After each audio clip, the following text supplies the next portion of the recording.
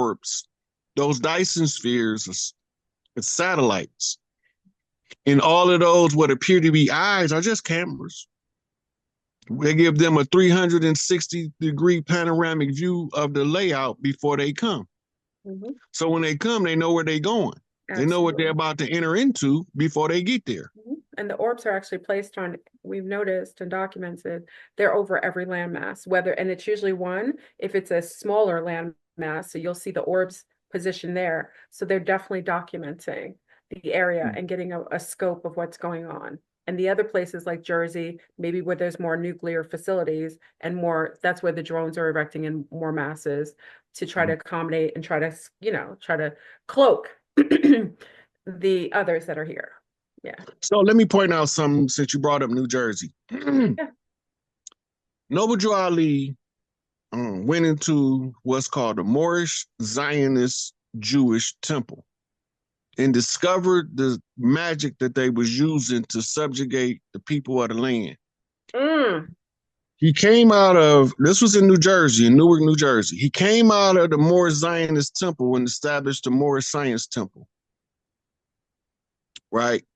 Because it was a direct confrontation to the Moorish Zionist Jews.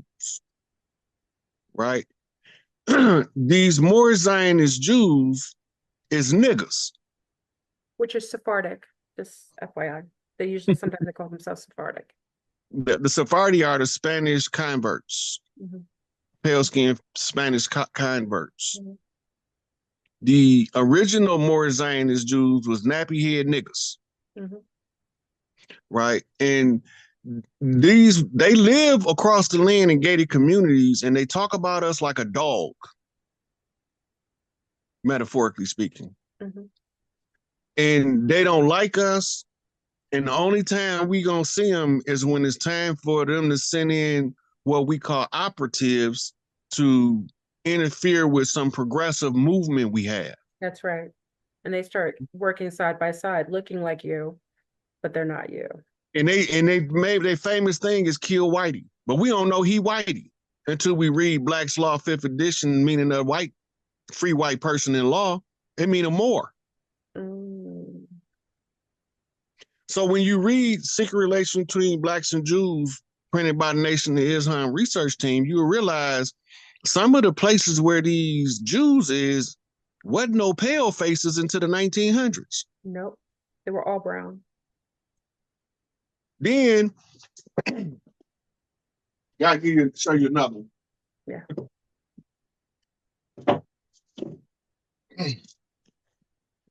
This book right here is called Empty Wagon. Empty Wagon. Oh. This is a pale-faced Jewish rabbi.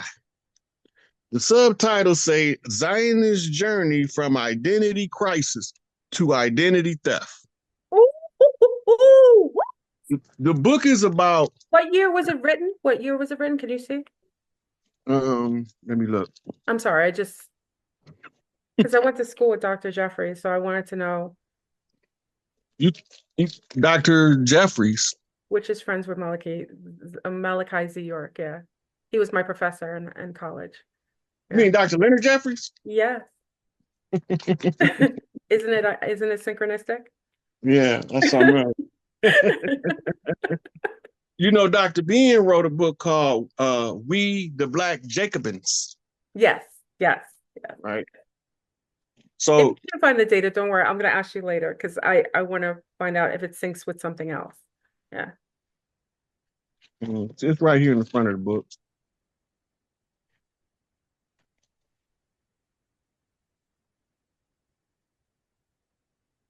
(2020, 2018, 2020 was the revise. Okay. Anyway, so when you see in New Jersey being the first place where these drones are sighted.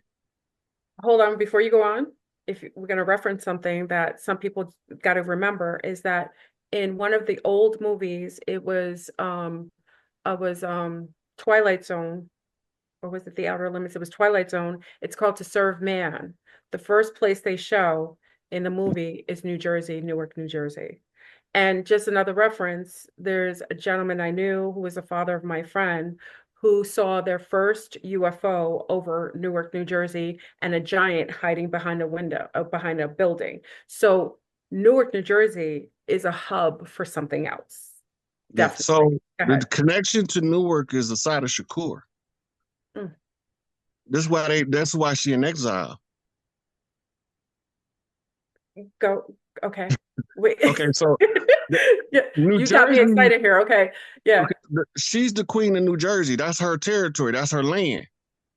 Oh, So she's in exile. So they yes. running amok and disregarding her as if she's irrelevant to the land. She won with the land. She from the land, That's right.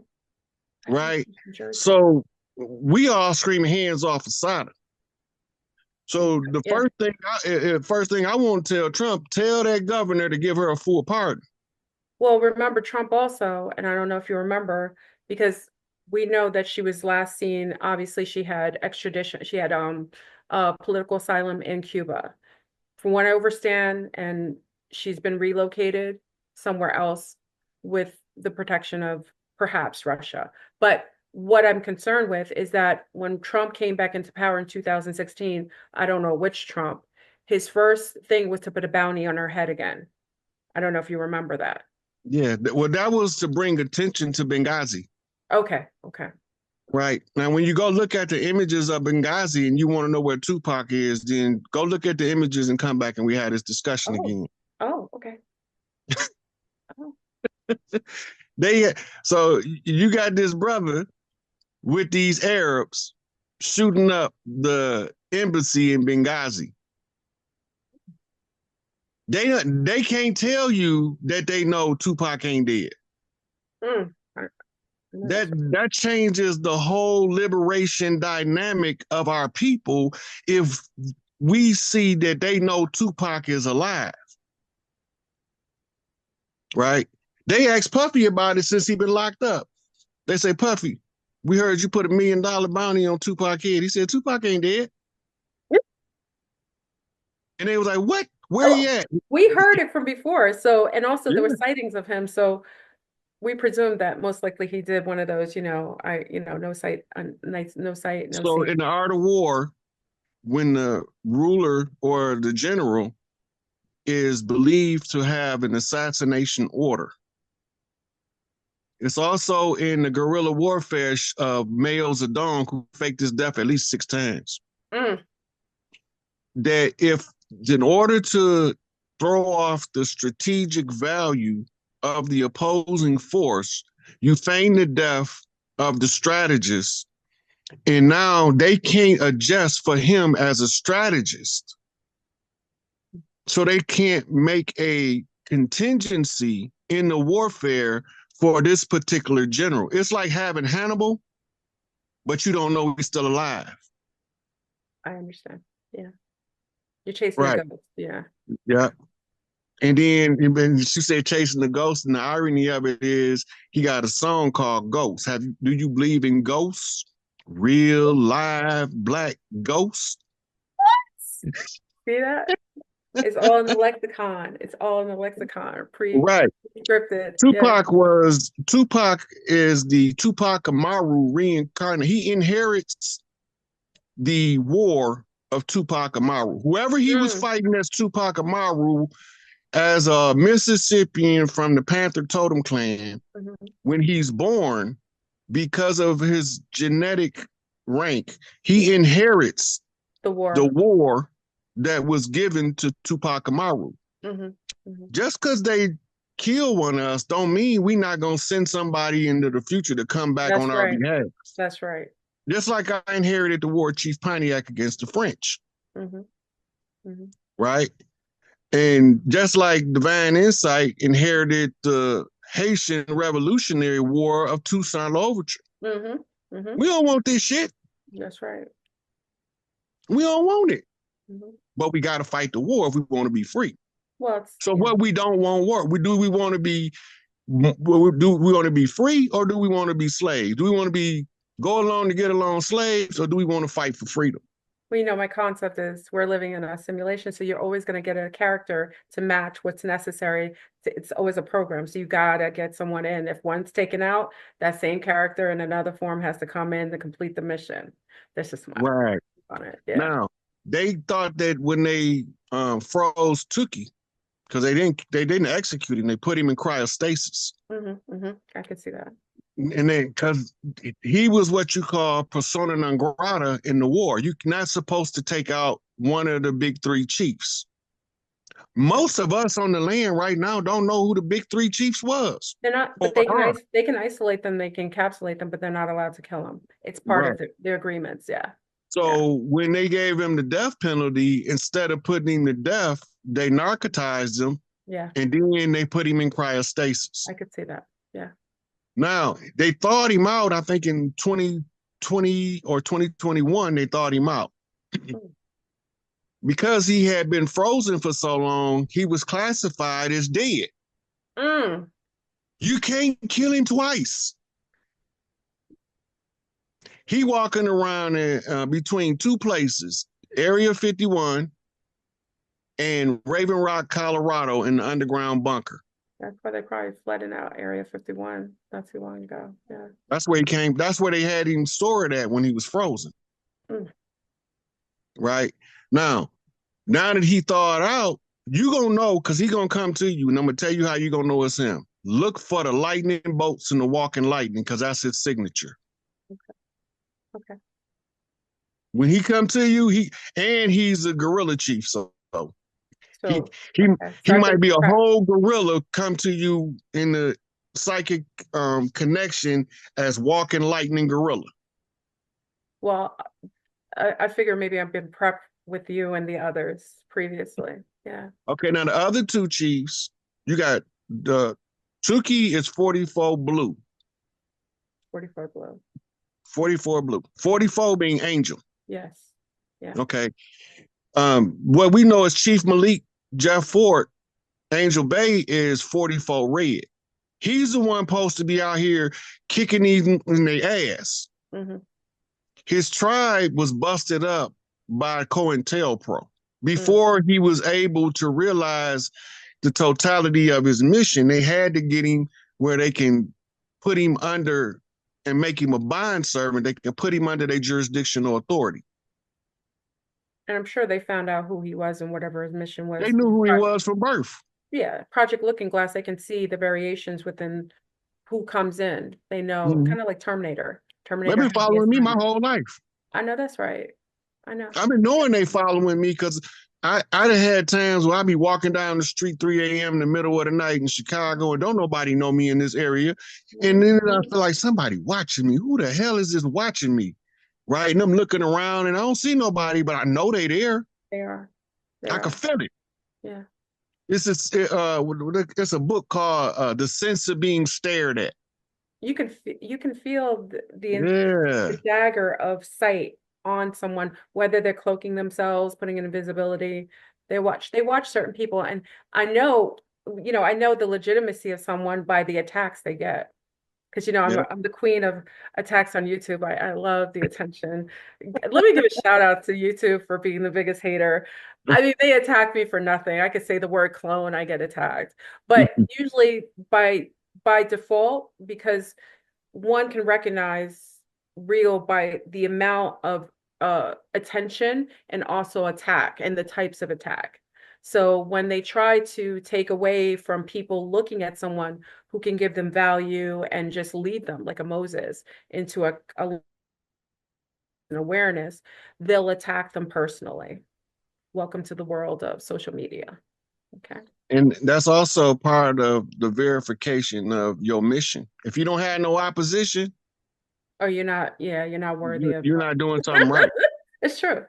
But when they coming at your head like they came for you, like they came for me, and a whole lot of others, you doing something right because they want you to stop doing it at all costs, and they're going to pull out all the stops to shut you up. Right. That's right. Yeah. They can't figure out because I know they MO. So I was able to systematically use social media and don't form in congregated groups. Listen, you don't have to. Yes, I know. Because what they'll do is they'll send. I know they MO, I know they pattern, I know how they operate, and I've been staying just outside of they operating procedure, they SOP. Right. So I already know how they move. So I'm moving right on about their way. I'm gonna keep doing what I'm doing because we about to take this SOB over and ain't nothing they can do about it. Well, now that there's targets on everybody's back who was trying to cause any sort of like ripple, because that's just basically going to ripple back into their direction. If you didn't take us out already, you're gonna have a problem. Yeah. So now all of the ones that was attacked and the people that was doing the attacking, the ones that was the frauds, they gonna be drug out. Yeah. All we gotta do is sit back and watch. We don't gotta do nothing. We the chosen ones. And the reason why we chosen, because we chose ourselves to accept our path to do our work. Don't nobody want to do this shit for real. Absolutely not. This is some, look, it's when you talking to people, right? I tell them I can explain it to you, but I can't understand it for you. Right? I can show it to you, but I can't give you the realization. You know? And I'm fully aware that smart people sound totally bat fucking insane to a dummy. Right? So now we looking at okay, so where you fit in the category. Is you the one I explained it to? They want me to understand it for you? I can't understand it for you. Right? Or is you the one that think I'm insane because you a total idiot?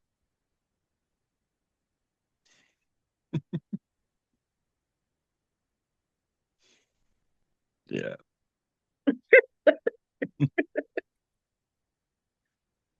I hope someone, yeah. Did you all receive? Okay. So when we take these responsibilities on, people think this come with glamour like a celebrity. It don't come with none of that. No. This is it comes with a lot of paranoia, a lot of trying to evade things, trying to, relegate your life around certain types of, what you perceive challenges or attacks, Yeah, like you might be looking at somebody pointing a gun at you and you tell somebody next to you, he pointing a gun at me. You know, why you think you always think somebody trying to do something to you. I'm looking at him pointing his gun at me. No, you just paranoid. I'm not paranoid. I know what I'm looking at. Yeah. And it's the same as someone who sees a craft and one who doesn't. If your perception of reality is higher at a certain grade or hierarchy and someone doesn't see it, they will think that you're insane for seeing something that they're unable to see. Or if they're going to come up with a cognitively dissonant explanation to try to explain it away. Because they can't explain contacts. Your contacts are dirty. You fell asleep. You were partying last night. You were drinking some. So now your contacts are foggy. That's why you're seeing the glitz and glitter in the sky. And even, or, you're suffering from depression. You broke up with your boyfriend and now you just, delirious. One or the other. Yeah. That's what Prince say. Let's go crazy. Let's get wild. He had a song called Delirious too. That's right. That's right. And he wasn't just talking. Well, Prince did, I personally think he didn't transition because he was doing telepathic messages years ago, but later on there was someone he got a secondary mansion higher up in the woods in Minnesota, and he ain't coming out till this over with. What? I know that's right. Michael Jackson originally he had out in the Philippines, and then he bought a mansion in, I think it was Montana, in the woods. And then they tried to send some investigators in there, and his security, he had like a military style security or private military. Yeah. And they told him, you're not getting in. And the feds were like, oh, we coming in. And they was like, okay. And they looked up and there was soldiers everywhere. They was like, you know what? We're going to take a rain check on that because we remember Ruby Ridge. Yeah. We remember Ruby Ridge, and they was not as armed as you guys. So they know what's going on. They do. And they gave us enough.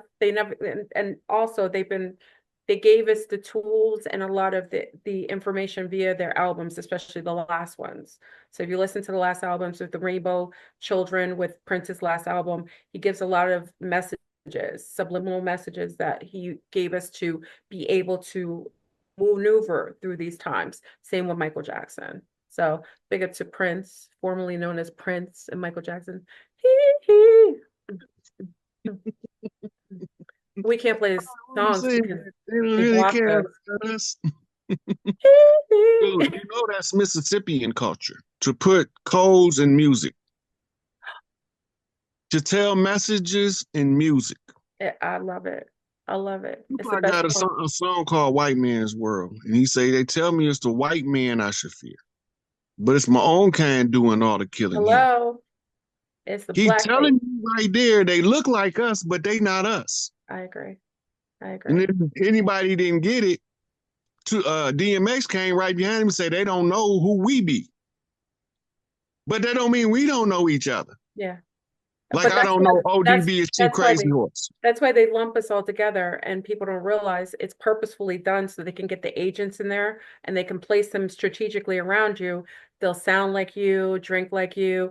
One thing I know, this is what I found out, is because a lot of them aren't rhythmic. That's another something I found out. They're not rhythmic because they're not connected to this terrain.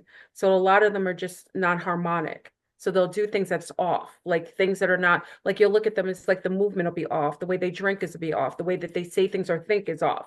It's not harmonic. So, because I don't know if they're geoengineered, they could be cloned, they could be syntheticas, or they could just be part of that non-harmonic clan that doesn't come from here. So the ones that like I got a friend living in Grand Rapids right now named Fadia. Fadia is from the Mindi tribe in Africa. Mm. When I was locked up, like I know all of the guys that's around me is from here. I can tell by, the energy, demeanor, everything. Fadia come walking out the building because they wanted me to meet him. As soon as he came out, I said, "Who that nigga? He ain't one of us." You could The feel it. whole yard stopped and looked at me like, "How you know he ain't from over here?" You I could said, feel "That nigga not from America. I don't know where he from, but he ain't from here." it. So they called him over there. He sat down at the table. We started talking. I said, "Man, where you from? You ain't one of us. You ain't from over here." He Yeah. said, "No, I'm from Africa." Yeah. I said, "You don't talk like no African." He said, "That's because I was raised over here, but my mom and my daddy's from Africa. I'm Mindy from Africa, from Sierra Leone." Yeah. I'm sitting there looking at him like, they just shocked that off sight. I knew he wasn't one of us. Well, you could pick up on the frequency and the vibration's totally different. Yeah. And he Yeah. kind of turned out to be one of my best friends too. Good. Yeah. But it's good and to we recognize. talked a lot because Yeah. he was curious about how I was able to tell that he wasn't from over here. Mhm. Because I was the first person that had said it to him. I said, "Man, I know my people wherever I see them at, and I know who ain't one of us." It's true. It's true. Not Right? everybody, well, they could, maybe they don't say it, but some people may be muted and can't necessarily register it. But if you're with a certain state of awareness, you'll always know when people outside, even if they look like you know they're not connected to you genetically. And I always say to brown people who are suffering from Stockholm syndrome of thinking all brown people are them, I say, does a German think he's a Dutchman? Does a Dutchman think he's a Frenchman? Does a Frenchman think he's from England? Does an Englishman think he's from Norway? No, they're very different. They have different, even if they look alike, they have different genetic coding, different imprints, different vibrations, different cultural bases. The only people that they lump together as brown people, and that's purposefully done so that we keep people in our mix that are our enemies, and that we're never able to really register when an enemy's close to us because they always make them look like us. I always tell people on the line, the biggest and most baddest wolves in my life have always been women of color who look like me. They don't send other women to attack me. They'll only send women that look and have more of a similar phenotype so that I'll be sublimed with being able to register if they're my enemy or not. Yeah. And occasionally they throw one in that looking like a man. She looking like a man. But anyway, somebody put in the comments, all kinfolk ain't skinfolk. All skinfolk ain't kinfolk. Our ancestors was telling us that for a reason. Yeah. Yeah. That's not just a catchphrase. No.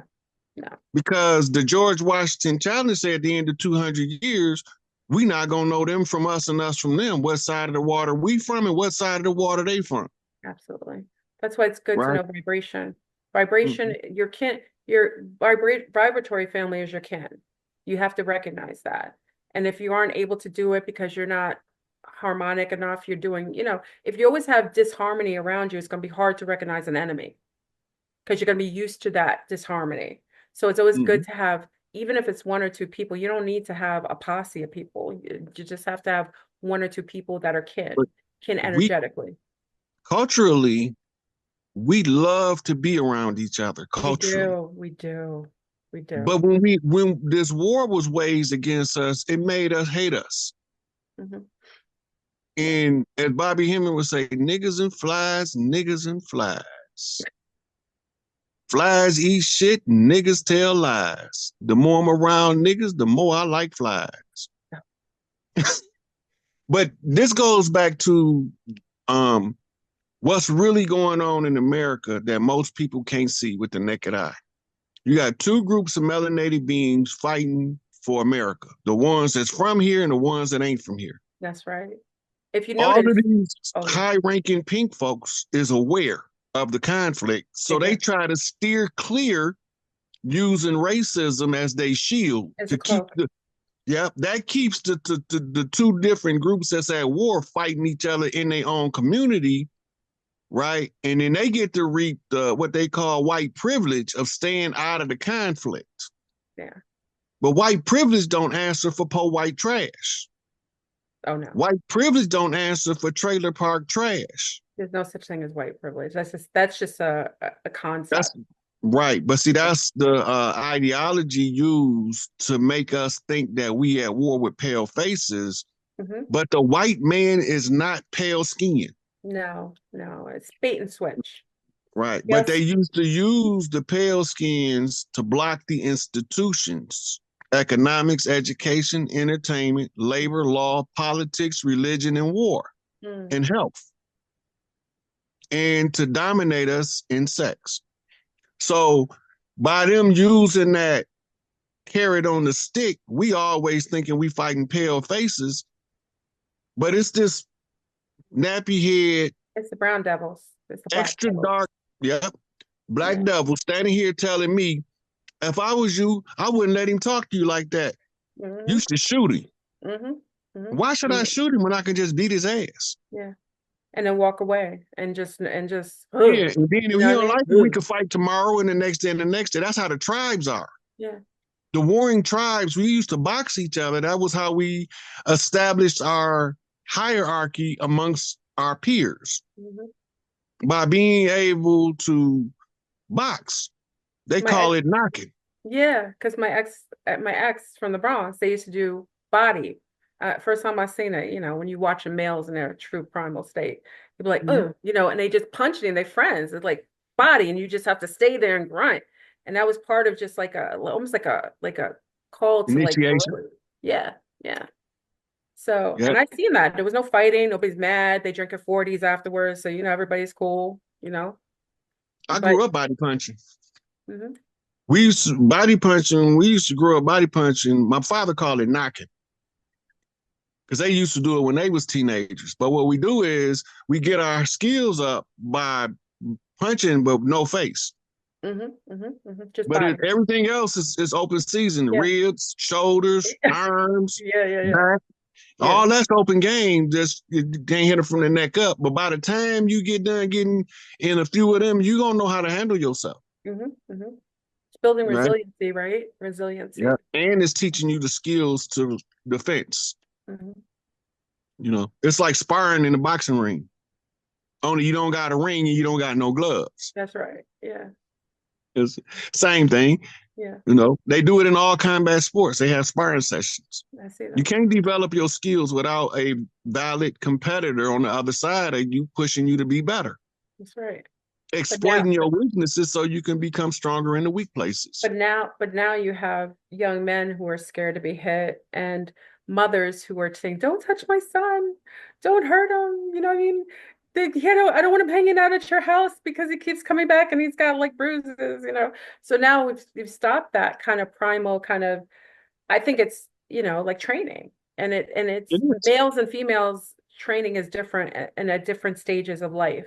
And I think Mhm. our young men, the training that was done from pubescence to puberty has been stunted based on all the social cueing, feminization of the boys, lowering their resiliency to pain, also, you know what I mean? So it's not the same.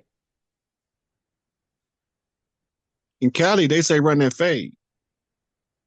That's right. That's Run right. that fade. You got a problem with me? Run that fade. Yeah. Right. Look, the third chief of the big three was Larry Hoover. He is the one who's supposed That's to right. give the reports. They call him the chairman of the board for a reason. His job is to report to the public.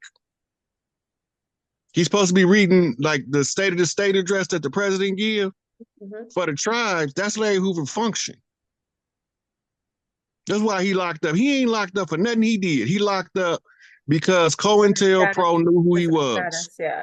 And also, from what I heard, and I want to verify this with you, I heard that it's kind of like there was a scene in Malcolm X's movie where they were standing outside the police. I think you know what I'm talking about, the police precinct, and Malcolm X was standing, and they just stand uniformed behind them, right? And yep, and when it was time, he told them to disperse, and they just walked away. And the lunar man was like, no black man should have that much Not that power. much From what I power. understand, that Larry Hoover was a reference to who he was, as a leader and as someone who had the ability to command um his tribal base, but not even that, just multiple different people would have his respect and would come in his command.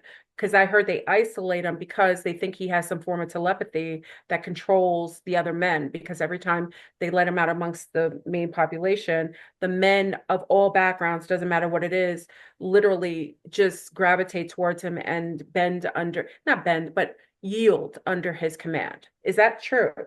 Well, you got to go back to 1974 when the great LSD treaty was formed, and the Brothers of the Struggle was born.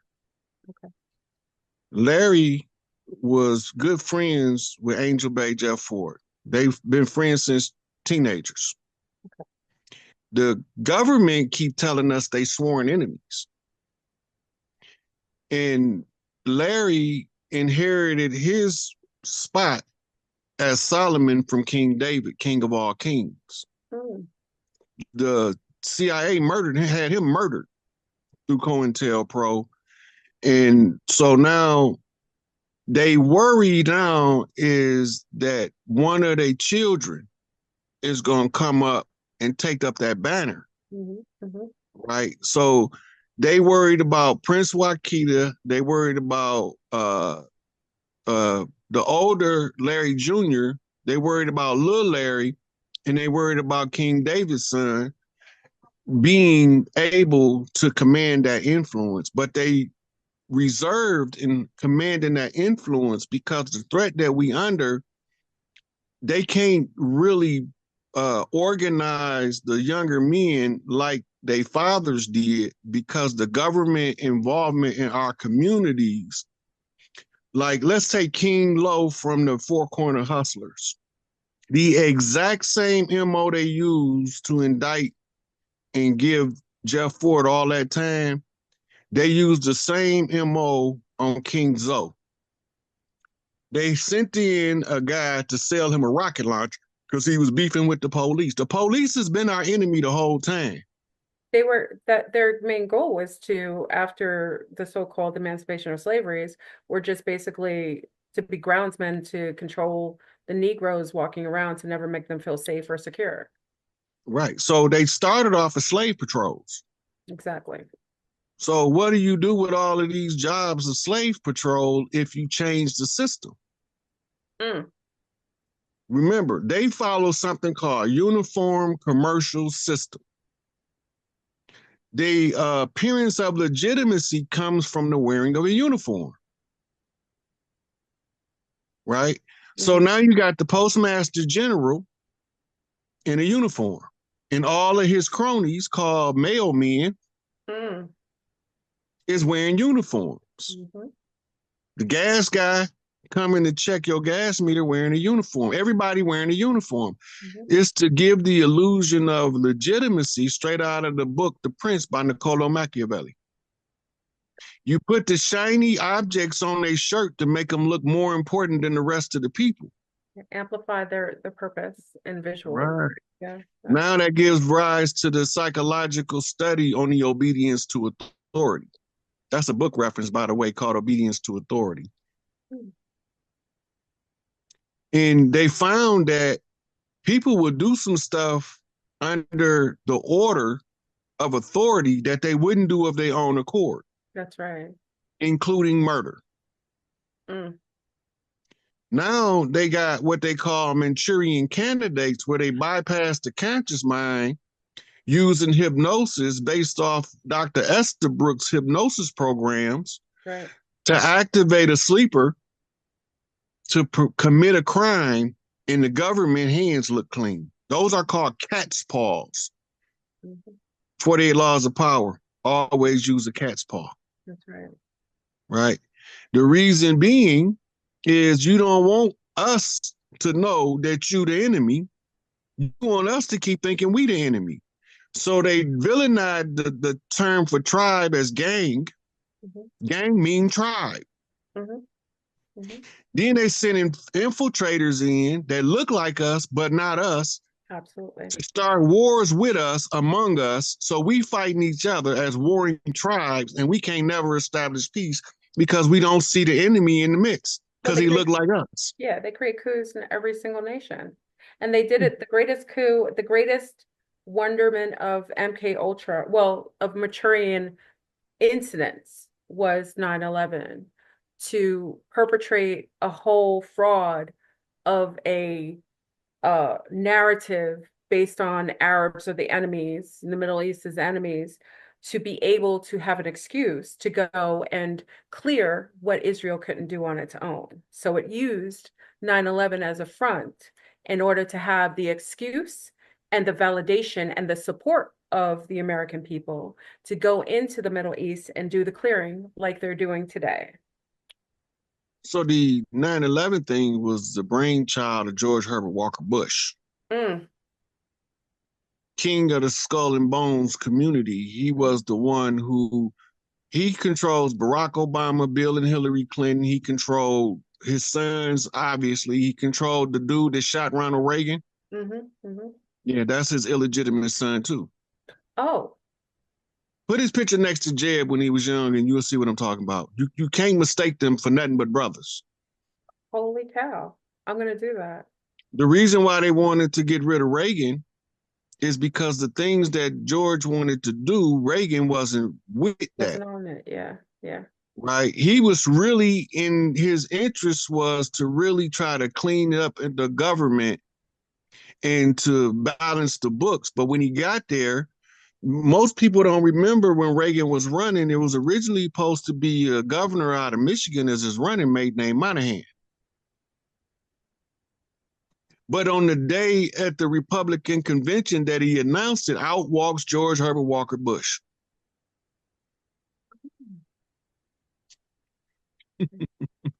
Isn't it he got like his power from the assassination of JFK. He oversaw that as a CIA operation. Absolutely, because JFK was going to talk about the power that the what are they called, the APAC, well, they weren't called APAC at the time, that there was, you know, money and things being facilitated and foreign powers having more control and influence over political parties. So Kennedy was going to cut off some of those lines and separate the foreign entities, what we call Israel today, from having any influence over American politics. And lo and behold, he just happens to be assassinated. And the person who replaced him was fully in line with everything that Israel would like and had instituted to make sure that they had a hand in politics. And not only that, each person in a political political position had an APAC representative always come and greet them once they come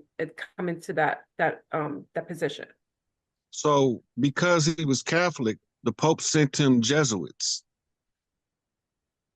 When the Jesuits left, he came out and he did a speech called Separation of Church and State. when he got, I think that was after he gave the one about the secret society taking over the government. Right. Both of these speeches is available on YouTube. Now, there was more than one reason JFK got assassinated. One is silver certificate notes. He had reissued the silver certificates, trying to do away with the Federal Reserve banking system and reinstitute the United States Treasury.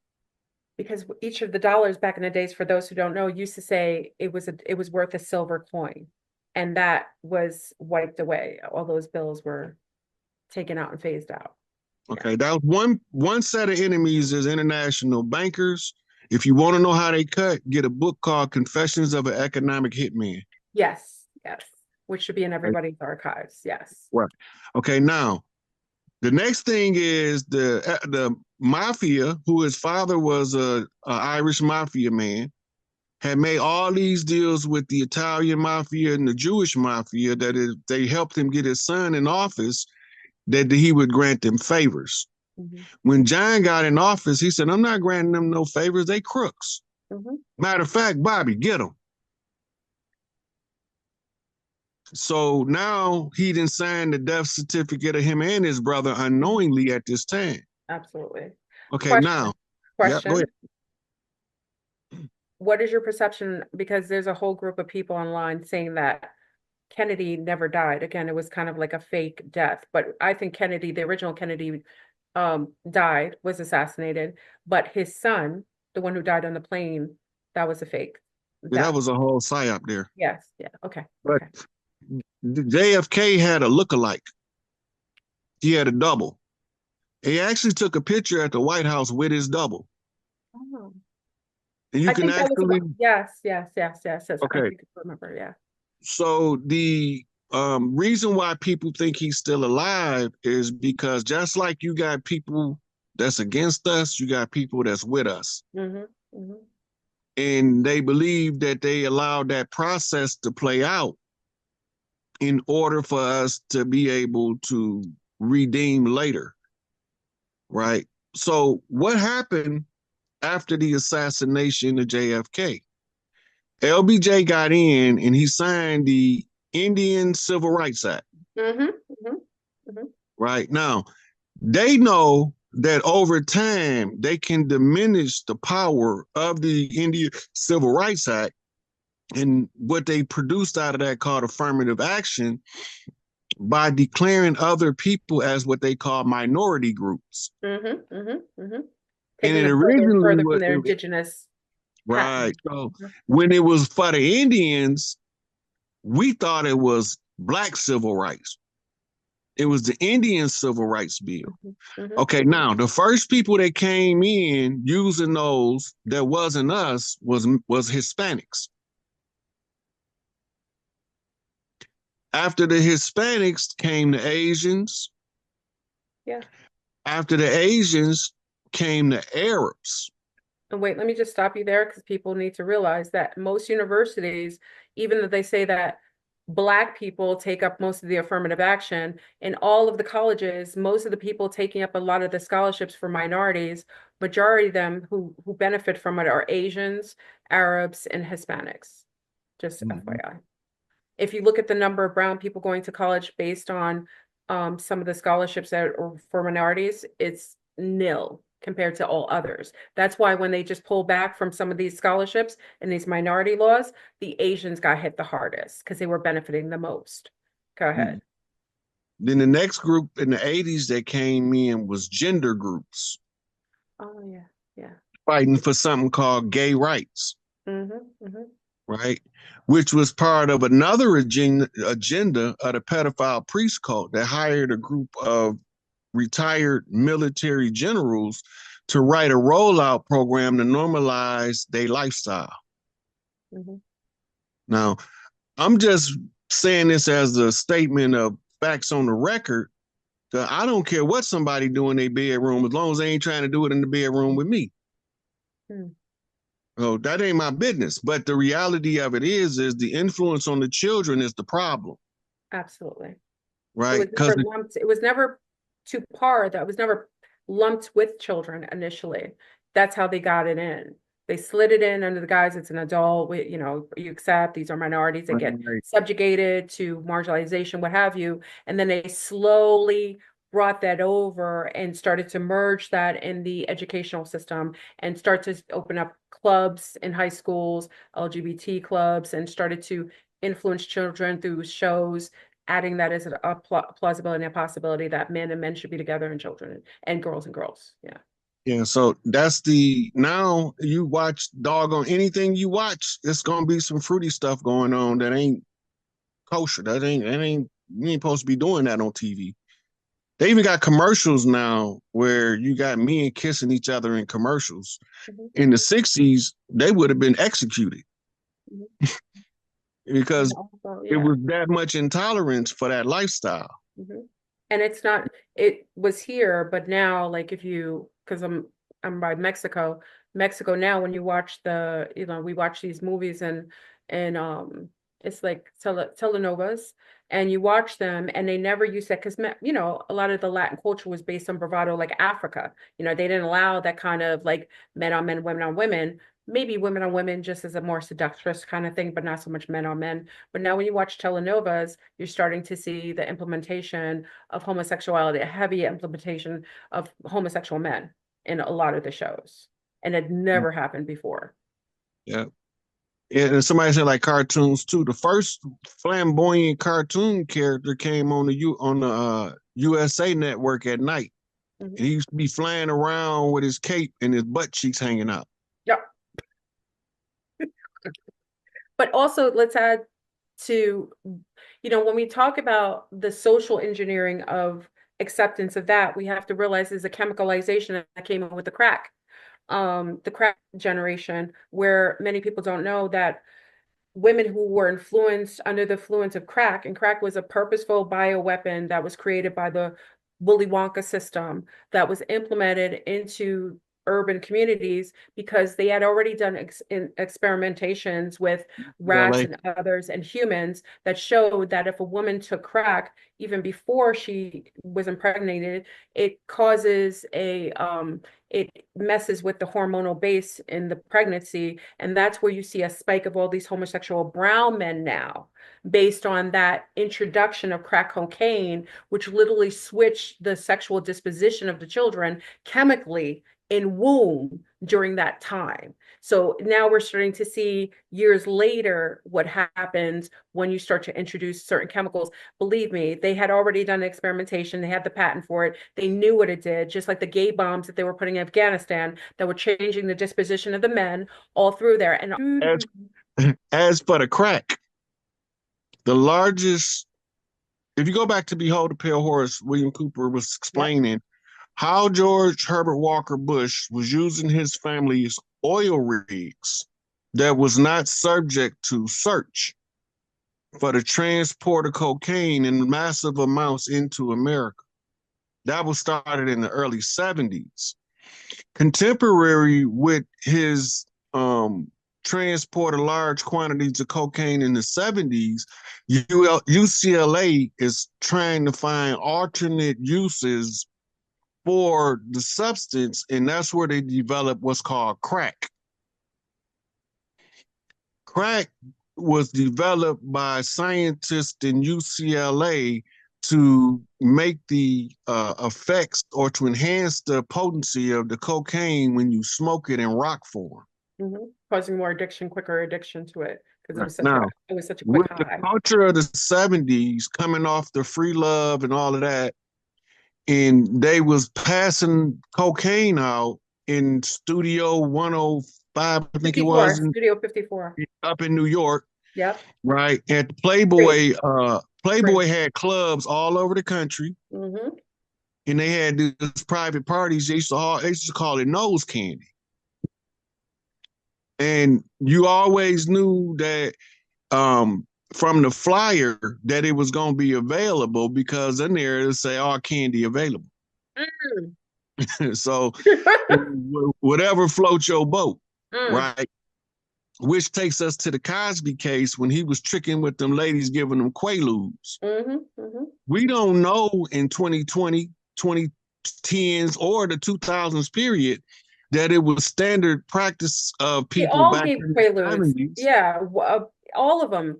All Now, of them were using Quaaludes. remember what Scarface told his wife in the movie? What did he say? Your woman's so polluted with Quaaludes, you can't even have a fucking baby. Ah, yes, yes, yes. Okay, so this was very common. And then they had the pills was tees and blues, which is t-shirts and blue jeans, uppers and downers.